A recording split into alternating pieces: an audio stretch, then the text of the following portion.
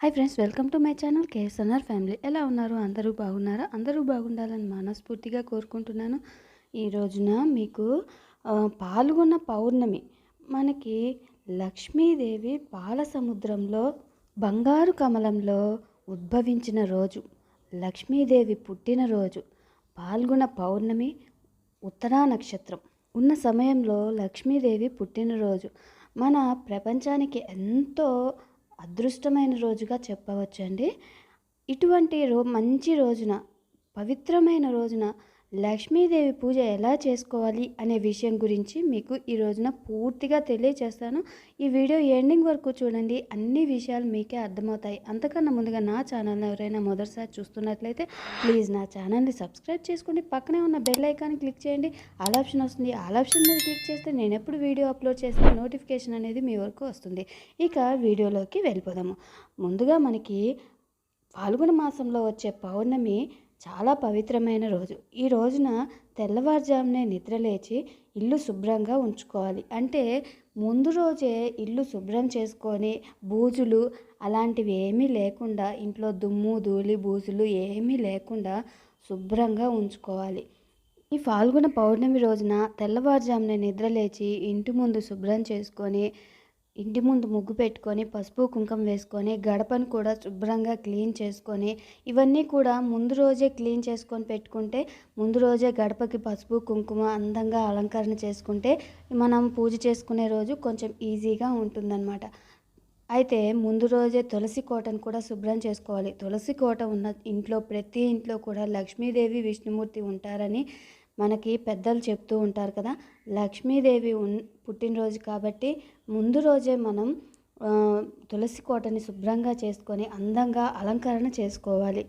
ప్రతి ఇంట్లో కూడా ఆడవారు ఈ పవిత్రమైన పాల్గొన పౌర్ణమి రోజున లక్ష్మీదేవి పూజ చేసుకుంటే మీ ఇంట్లో లక్ష్మీదేవి తిష్ట వేసుకొని కూర్చుంటారు. అలాగే విష్ణుమూర్తి కూడా, లక్ష్మీదేవి విష్ణుమూర్తి ఎక్కడైతే ఉంటారో ఆ ఇంట్లో ఆయురారోగ్యాలు, సుఖ సంతోషాలు, ఐశ్వర్యానికి ఎటువంటి లోటు ఉండదు. ఇంట్లో ప్రజలు కూడా సంతోషంగా ఉంటారు. ప్రతి ఒక్కరూ కూడా ఈ రోజున తెల్లవారుజామునే తలస్నానం చేసి ఇల్లు శుభ్రంగా ఉంచుకొని తలస్నానం చేసి మనం ఎరుపు లేదా ఆకుపచ్చ లేదా పసుపు ఇలా ఈ 3 కలర్లు ఉన్న చీర కట్టుకుంటే చాలా మంచిది. అలాగే చేతి నిండా గాజులు వేసుకోవాలి. చూడటానికి లక్ష్మీదేవిలా ఉండాలి. అందంగా రెడీ అయ్యి అమ్మవారి పూజకి సిద్ధం చేసుకోవాలి. అమ్మవారిని ఎక్కడైతే మనం పూజ చేసుకుంటామో అక్కడ శుభ్రంగా తుడిచి ముగ్గు వేసుకొని ఒక పీట వేసుకొని అమ్మవారికి ఆసనాన్ని ఏర్పాటు చేసుకోవాలి. ఆ పీట మీద ఒక మంచి క్లాత్ వేసుకొని అమ్మవారికి ఒక ప్లేట్లో కొంచెం బియ్యం పోసి, ముగ్గు వేసి, పసుపు కుంకుమ వేసి, బియ్యం పోసి, తమలపాకులు వేసి, కొంచెం పసుపు కుంకుమ అక్షింతలు వేసి అమ్మవారికి ఆసనాన్ని తయారు చేసుకోవాలి. అమ్మవారు మన ఇంటికి అతిథిగా వస్తున్నారు కాబట్టి అమ్మవారికి ఆసనం అనేది ఎంత అందంగా, అమ్మవారిని ఎంత అలంకరణ చేస్తామో అమ్మవారికి అంత ఇష్టమై మన ఇంట్లో తిష్ట వేసుకొని కూర్చుంటారు. కాబట్టి ఈ రోజున ప్రతి ఒక్కరూ కూడా అమ్మవారిని అందంగా అలంకరణ చేసి అమ్మవారికి పూజ చేయండి, చాలా మంచిది. తర్వాత అమ్మవారికి ఇష్టమైన ఇలాచీ మాల, యాలుక్కాయల మాల అంటారు కదా, ఇది సువాసన భరితంగా ఉంటుంది. కాబట్టి అమ్మవారికి ఈ రోజున యాలుక్కాయలతో తయారు చేసిన మాలను సమర్పిస్తే చాలా మంచిది. మీకు విగ్రహం లేకపోతే ఫోటో అయినా సరే అమ్మవారిని పెట్టుకోవచ్చు. ఫోటో అయినా పెట్టుకొని అమ్మవారికి పూజ చేసుకోవచ్చు. అమ్మవారికి సువాసనతో కూడిన పూలను పెట్టాలి. ఈ పాల్గొన పౌర్ణమి అనేది ఎండాకాలంలోనే ఉంటుంది కాబట్టి మల్లెపూలు వస్తాయి కదండి, మల్లెపూలు, విరజాజులు చాలా బాగుంటాయి, మంచి వాసన వస్తాయి. ఈ వీటితో కనుక అమ్మవారి పూజ చేస్తే చాలా మంచిది. అలాగే కదంబ పూలు, లక్ష్మీదేవికి లలితాదేవికి కదంబ పూలు అంటే చాలా ఇష్టం అన్నమాట. ఇవి ఎక్కడ దొరికినా సరే ఒక్కటైనా పెట్టండి. ఒకవేళ మీకు వీలు కాలేదు, పెట్టలేము అనుకుంటే మామూలుగా అయినా పూజ చేసుకోవచ్చు. తర్వాత అమ్మవారికి ఇష్టమైన కామాక్షి దీపాన్ని కూడా అందంగా అలంకరణ చేసుకోవాలి. నేనైతే ఇక్కడ 5 రూపాయల బిళ్ళలతో అలంకరణ చేసుకోవాలి. ఇలా అలంకరణ చేసుకున్నానండి నేనైతే. ఇది కామాక్షి దీపాన్ని ఎలా పెట్టుకోవాలి, ఎన్ని ఒత్తులు వేయాలి అనే విషయం గురించి నేను ఒక వీడియో చేశాను. ఆ వీడియో లింక్ అనేది కింద డిస్క్రిప్షన్లో ఇస్తాను, చూడండి. అలాగే అమ్మవారి పుట్టినరోజు కాబట్టి అమ్మవారికి ఇష్టమైన మారేడు దళాలు, తులసి దళాలతో, అలాగే దవనం ఇలాంటి దళాలతో అమ్మవారికి పూజ చేస్తే అమ్మవారు చాలా సంతోషిస్తారు. అలాగే అమ్మవారికి ఇష్టమైన ఉసిరి దీపాన్ని కూడా అమ్మవారికి ఈ రోజున వెలిగించాలి. అసలు ఉసిరికి అమ్మవారికి ఎటువంటి సంబంధం ఉండే అనేది చాలామందికి తెలుసు. తెలియని వాళ్ళకి నేను చెప్తున్నాను. దీని వెనక ఒక కథ అయితే ఉందండి. అదేంటంటే ఆదిశంకరాచార్యుల వారు భిక్షాటన చేసే సమయంలో ఒక పేదరాలి ఇంటికి వెళ్ళి భిక్షాటన చేస్తాడు. అయితే ఆ పేదరాలి ఇంట్లో ఏమీ ఉండదు. తనకి కట్టుకోవటానికి బట్టలు కూడా సరిగా ఉండవు. అంత పేదరాలన్నమాట. అప్పుడు ఆదిశంకరాచార్యుల వారు మీ ఇంట్లో ఏది ఉంటే అది నాకు దానం చేయి తల్లి అని చెప్తుంది. అయితే ఆ పేదరాలి ఇంట్లో ఎక్కడా వెతికినా ఏమీ ఉండదు. వెతకగా ఒక ఒక ఉసిరికాయ అనేది దొరుకుతుంది. ఆ ఉసిరికాయను ఆదిశంకరాచార్యుల వారికి దానం చేస్తుంది. అప్పుడు ఆదిశంకరాచార్యుల వారు సంతోషించి లక్ష్మీదేవిని కనకధార స్తోత్రంతో స్తుతిస్తారు. మొట్టమొదటిసారిగా ఆదిశంకరాచార్యుల వారు రచించిన కనకధార స్తోత్రంతో అమ్మవారిని స్తుతించినప్పుడు అమ్మవారు ప్రత్యక్షమయ్యి బంగారు ఉసిరికాయలను అమ్మవారు ఆ పేదరాలికి కానుకగా ఇస్తుంది. అంతటి గొప్ప మహత్యం ఉన్నది కనకధార స్తోత్రం. ఈ రోజున ప్రతి ఒక్కరూ కూడా ఉదయం, మధ్యాహ్నం, సాయంత్రం 3 సార్లు కానీ వీలైతే ఒకసారైనా లేదా 3 సార్లు లేదా 11 సార్లు అయినా సరే కనకధార స్తోత్రాన్ని పఠించడం వలన మీ ఇల్లు కూడా లక్ష్మీదేవి నిలయంగా మారుతుంది. అంతటి గొప్ప కథ ఉందండి ఈ ఉసిరికాయల వెనుక. కాబట్టి ప్రతి ఒక్కరూ కూడా అమ్మవారికి ఇష్టమైన ఈ ఉసిరికాయ దీపారాధన చేయటం చాలా ఉత్తమం. ఉసిరికాయలను మంచి సైజు తీసుకొని పైన చాకుతో కొంచెంగా కట్ చేసి గుంతలాగా చేయాలన్నమాట. చేసి ఆవు నేతిలో ముంచిన ఒక ఒత్తులు ఉంటాయి కదా, కుంభొత్తులు అంటారు. ఆవు నేతిలో ముందే నానపెట్టుకొని ఉంచుకోవాలి. వీటిని ఈ ఒత్తుల మీద వేయాలి. ఈ ఉసిరికాయలకి మొత్తం కూడా పసుపు పూసేసి కుంకుమ బొట్లు పెట్టి ఇలా తయారు చేసుకోవాలి. వీడియోలో చూపించిన విధంగా ఉసిరికాయ దీపాలను తయారు చేసుకొని అమ్మవారి ముందు వెలిగించినట్లయితే అమ్మవారు చాలా సంతోషిస్తారు. ఈ రోజున ప్రతి ఒక్కరూ కూడా అమ్మవారి స్తోత్రాలు, లక్ష్మీదేవి స్తోత్రాలు, కనకధార స్తోత్రం, లలితా సహస్రనామాలు, మహాలక్ష్మి అష్టకం, అలాగే లక్ష్మీదేవికి సంబంధించిన స్తోత్రాలు చదివితే చాలా మంచిది. ఒకవేళ మీకు చదవడం రాదు అనుకుంటే వీడియోలో కానీ ఈ మామూలుగా ఫోన్లలో అలా వస్తున్నాయి కదా, అవి పెట్టుకొని అమ్మవారిని ధ్యానిస్తే చాలా మంచిది. తర్వాత ఇప్పుడు మనం కామాక్షి దీపం అయిపోయింది, అలాగే ఉసిరికాయ దీపం అయిపోయింది. ఉప్పు దీపం కూడా అమ్మవారికి చాలా ఇష్టమైన దీపం. ప్రతి శుక్రవారం కూడా అమ్మవారికి ఉప్పు దీపాన్ని పెట్టడం వలన అమ్మవారి అనుగ్రహం అనేది తప్పకుండా కలుగుతుంది. మన ఇంట్లో నరదృష్టి కూడా తొలగిపోతుంది. ఉప్పు దీపం ఎలా పెట్టుకోవాలి అంటే ఒక పెద్ద సైజు ప్రమిద తీసుకోవాలి. చిన్నదైనా పర్లేదండి, పెద్దదైనా పర్లేదు, మనం వీలుని బట్టి తీసుకోవాలి. ఒక ప్రమిద తీసుకొని దానికి శుభ్రంగా కడిగేసి, కొత్తది అనేది ఏమీ లేదండి, మీకు ఇష్టమైతే మీరు ఎప్పుడూ చేసుకునేది ఉంటుంది కదా, అదైనా యూస్ చేసుకోవచ్చు. ఒక ప్రమిద తీసుకొని దానికి శుభ్రంగా కడిగేసి పసుపు, కుంకుమ ఇలా వీడియోలో చూపించిన విధంగా పసుపు మొత్తం కూడా ఆ ప్రమిదకి మొత్తం కూడా పొడ లేకుండా పూసేయాలన్నమాట. తర్వాత చుట్టూ కూడా కుంకుమ బొట్టు పెట్టాలి. ఇందులో 3 పిరికెళ్ళు ఉప్పు అనేది కల్లుప్పు వేసుకోవాలి. ఇలా కల్లుప్పు వేసుకొని 3 పిడికెళ్ళు వేసుకోవాలన్నమాట. ఇలా వేసుకొని దీని మీద 2 ప్రమిదలు పెట్టుకోవాలి. చిన్న చిన్న ప్రమిదలు ఉంటాయి కదా, అవి 2 ప్రమిదలు పెట్టుకొని ఆవు నెయ్యి పోసుకొని 3 ఒత్తులు వేసి అవి కూడా తూర్పు వైపు చూసేటట్లుగా ఒత్తుల్ని అమర్చుకోవాలన్నమాట. తర్వాత మనం ఈ దీపాలన్నిటినీ కూడా అందంగా పూలతో అలంకరణ చేసుకోవాలి. తర్వాత మనం ఏ పూజ చేసినా పసుపు వినాయకుడిని పూజిస్తాం కదా, అలాగే పసుపు వినాయకుడిని కూడా తయారు చేసుకొని ఓ పక్కగా పెట్టుకోవాలి. అలాగే గౌరమ్మని పసుపు వినాయకుడిని విడివిడిగా చేసుకుంటారండి. పసుపుతో తయారు చేసినా సరే గౌరమ్మకి ఎలా ఉండాలి, పసుపు వినాయకుడిని ఎలా తయారు చేసుకోవాలి అనేది చాలామందికి తెలీదు.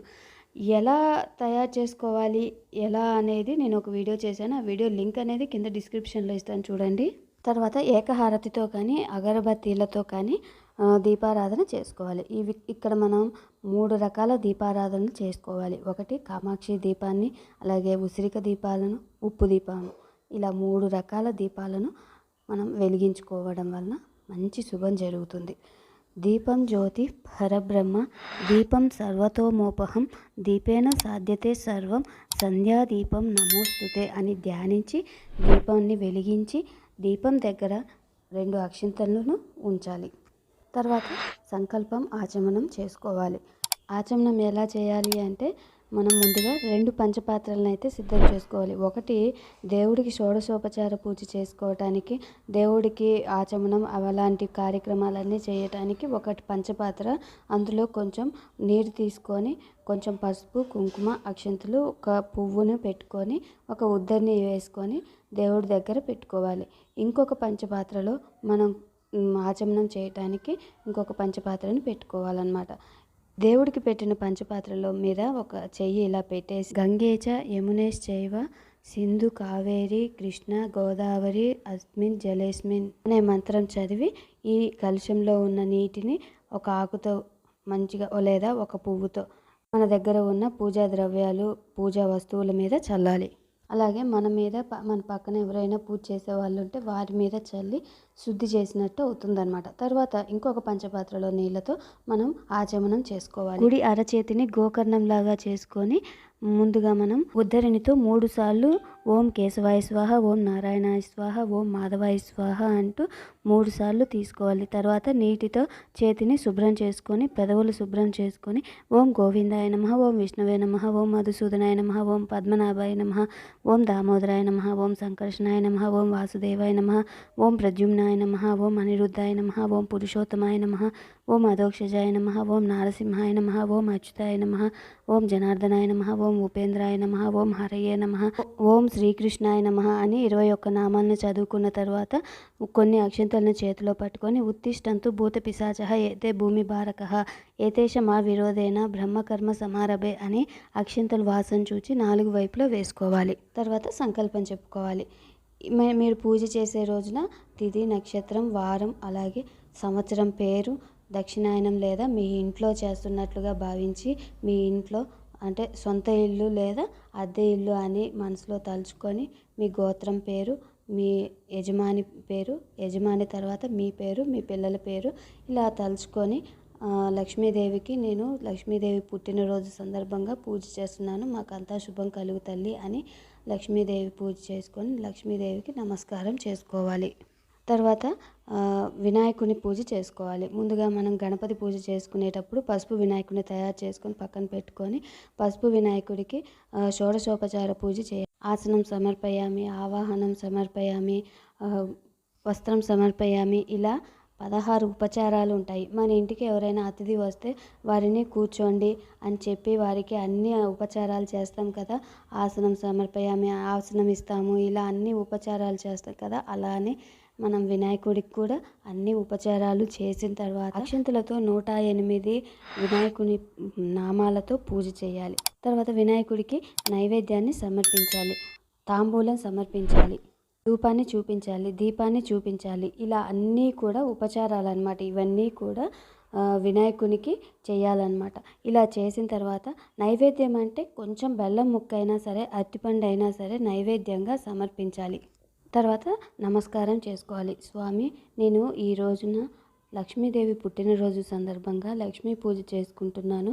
నేను చేసే పూజలో ఎటువంటి ఆటంకాలు కలగకుండా నా పూజ సంపూర్ణంగా అయ్యేటట్లుగా, ఎటువంటి ఆటంకాలు కలగకుండా సంపూర్ణం అయ్యేటట్లుగా దీవించు తండ్రి అని వినాయకుడికి నమస్కారం చేసుకొని కొద్దిగా కదిలించి వినాయకుడి దగ్గర ఉన్న అక్షంతలు తీసుకొని మన తల మీద వేసుకోవాలి. తర్వాత లక్ష్మీ పూజ చేసుకోవాలి. లక్ష్మీదేవిని ఈ రోజున తులసి ఆకులతో, అలాగే మారేడు దళాలతో, మల్లెపూలతో, సన్నజాజులతో, అలాగే తామర గింజలతో ఇలా మీకు అందుబాటులో ఏవి దొరికితే అవి, ఇవన్నీ కూడా లక్ష్మీదేవికి ఇష్టమైనవే. లక్ష్మీదేవి అష్టోత్తరం చదువుతూ నేను ఇక్కడైతే మారేడు దళాలతో అమ్మవారికి అష్టోత్తరం చదువుతూ పూజ చేస్తున్నాను. మారేడు దళాలతో ఓం ప్రకృత్యై నమః, ఓం వికృత్యై నమః, ఓం విద్యాయై నమః, ఓం సర్వభూతహితప్రదాయే నమః, ఓం శ్రద్ధాయ నమః, ఓం విభూత్యై నమః, ఓం సురభ్యై నమః, ఓం పరమాత్మికాయ నమః, ఓం వాచే నమః, ఓం పద్మాలయాయ నమః, ఓం పద్మాయ నమః, ఓం శుచ్యై నమః, ఓం స్వాహాయ నమః, ఓం స్వదాయ నమః, ఓం ధన్యాయ నమః. ఇలా లక్ష్మీదేవికి 108 నామాలతో పూజ చేసుకోవాలి. ఈ రోజున లక్ష్మీదేవికి ఎవరి స్తోమతకు తగ్గట్లుగా వాళ్ళు పూజ చేసుకోవాలి. ఆడంబరాలకు పోయి లేనిపోనివన్నీ కొనుక్కొని ఇంట్లో డబ్బులు లేకుండా చేసుకోవద్దు. ఎంత తక్కువలో మీకు అందుబాటులో ఏవి దొరికితే వాటితోనే అమ్మవారి పూజ చేయండి. ఈ రోజున అమ్మవారికి పాలతో అభిషేకం చేయటం వలన అమ్మవారి అనుగ్రహం అనేది తప్పకుండా కలుగుతుంది. ఈ విధంగా పొద్దున పూట పూజ చేసుకున్న తర్వాత సాయంత్రం పూజ కూడా చేసుకోవాలి. అది ఎలాగా అనేది నేను ఒక వీడియో చేశాను. ఆ వీడియో లింక్ అనేది కింద డిస్క్రిప్షన్లో ఇస్తాను. ప్రతి ఒక్కరూ కూడా ఆ వీడియోని చూసి సాయంత్రం పూజ కూడా ఎలా చేసుకోవాలి అనే విషయం గురించి కూడా తెలుసుకోండి. మందర పర్వతం చిలుకుతున్నప్పుడు పాల సముద్రంలో బంగారు కమలంలో ఉద్భవించిన లక్ష్మీదేవి పుట్టినరోజు ఫాల్గుణ పౌర్ణమి, ఉత్తరా నక్షత్రం, చాలా మంచి రోజు. ఈ రోజున ప్రతి ఒక్కరూ కూడా లక్ష్మీదేవిని మల్లెపూలతో, తామర పువ్వులతో, తామర గింజలతో, రూపాయి బిళ్ళలు ఉంటాయి కదా, వాటితో అయినా చేసుకోవచ్చు. సన్నజాజులు, మారేడు దళాలు, తులసి దళాలు, దవనం, ఇలా అన్ని రకాల మంచి సువాసన కలిగించే పూలతో, పవిత్రమైన ఆకులతో అమ్మవారి పూజ చేసుకుంటే అమ్మవారు చాలా సంతోషిస్తారండి. చాలా మంచి రోజు. ప్రతి ఒక్కరూ కూడా ఈ పౌర్ణమికి లక్ష్మీదేవి పూజ చేసుకొని లక్ష్మీదేవి అనుగ్రహాన్ని పొందుతారని మనస్ఫూర్తిగా కోరుకుంటున్నాను. ఈ రోజున అమ్మవారికి పాలతో తయారు చేసిన నైవేద్యాన్ని సమర్పించాలి. మీకు శక్తి కొలది ఎటువంటి నైవేద్యాలైనా, ఎన్ని రకాల నైవేద్యాలైనా అమ్మవారికి సమర్పించవచ్చు. తర్వాత అమ్మవారికి అష్టోత్తరం చదివిన తర్వాత నైవేద్యాన్ని సమర్పించాలి. తర్వాత కొబ్బరికాయని సమర్పించాలి. కొబ్బరికాయని కొట్టిన తర్వాత అమ్మవారి దగ్గర పెట్టేసి అమ్మవారికి ఈ రోజున చీరను, తాంబూలాన్ని సమర్పించాలి. అమ్మవారి ముత్తైదు కదండి. అమ్మవారికి తప్పకుండా, ఒకవేళ మీ దగ్గర చీర లేదనుకోండి, కనీసం 2 జాకెట్ ముక్కలైనా సరే అమ్మవారికి సమర్పించాలి. కొబ్బరికాయను కొట్టిన తర్వాత అమ్మవారికి ధూప దీప నైవేద్యాలను సమర్పించిన తర్వాత, ధూపాన్ని సమర్పించిన తర్వాత మంగళహారతిని ఇవ్వాలి. అందరికన్నా చక్కని తల్లికి సూర్యహారతి, అందాలేలే చల్లని తల్లికి చంద్రహారతి, రవ్వల తలుకల కలల జ్యోతుల కర్పూర హారతి. ఇలా మంగళహారతిని అమ్మవారికి సమర్పించాలి. హారతి ఇచ్చిన తర్వాత అమ్మవారికి సాష్టాంగ నమస్కారం చేసుకోవాలి. తల్లి, మా ఇంటి యందు ఎప్పుడూ ఉండి మమ్మల్ని చల్లగా కాపాడు తల్లి. మేము తెలియక చేసిన తప్పులన్నీ క్షమించి మమ్మల్ని చల్లగా కాపాడు తల్లి. మా కుటుంబాన్ని అంతటినీ చల్లగా కాపాడు తల్లి అని అమ్మవారికి నమస్కారం చేసుకోవాలి. ఇలా అమ్మవారి పూజ చేసి అమ్మవారిని ఈ రోజు మొత్తం కూడా అలాగే ఉంచి తర్వాత రోజు మంగళవారం, శుక్రవారం కాకుండా ఉంటే అమ్మవారిని కదిలించవచ్చు. చూశారు కదా, పాల్గొన పౌర్ణమి లక్ష్మీ జయంతి సందర్భంగా అమ్మవారి పూజ ఎలా చేసుకోవాలి అనే విషయం గురించి మీకు అర్థమైంది అనుకుంటున్నాను. మీకు కనుక ఈ వీడియో నచ్చినట్లయితే ఈ వీడియోకి ఒక లైక్ చేయండి. ఇలాంటి మరెన్నో వీడియోస్ కోసం నా ఛానల్ని సబ్స్క్రైబ్ చేసుకోండి. Thank you so much watching my channel. Please subscribe చేసుకోండి.